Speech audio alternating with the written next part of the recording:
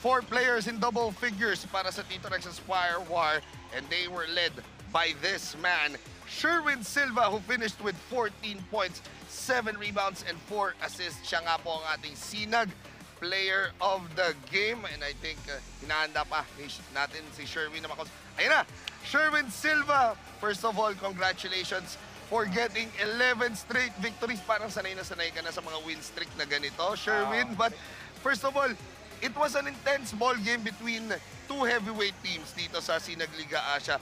Pero paano nyo ba pinaghandaan itong matchup na to against MC Sports Management? Ayon kay Coach Erwin, ini-scout naman na to ng mga coaching staff namin, especially sa mga big man nila. We work hard on defense, especially in defense sa mga big man. Dinideny namin yung mga passing lane, saka pinapahirapan namin sila tumanggap ng bola. Coach?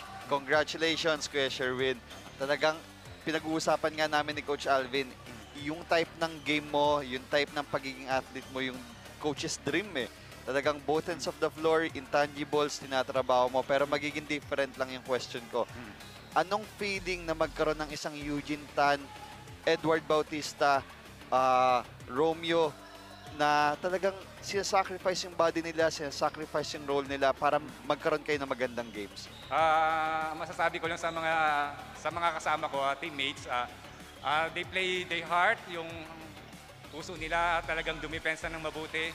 Saka ayon naman sa coaching staff namin, talagang pinaghandaan namin yung mga opensa. Lalo na kanila Edward, kanila Eugene, talagang bigay talaga sila ng todo sa depensa. Saka walang pahinga, sabi.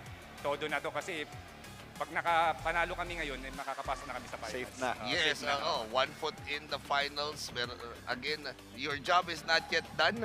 Bigyan na rin kita ng chance para bumate sa pamilya, sa mga fans ng Tito Rex Inspired. Saka binabati ko ang Tito Rex Firewar family, JRP, kay Boss Joel, kay Boss Don, thank you.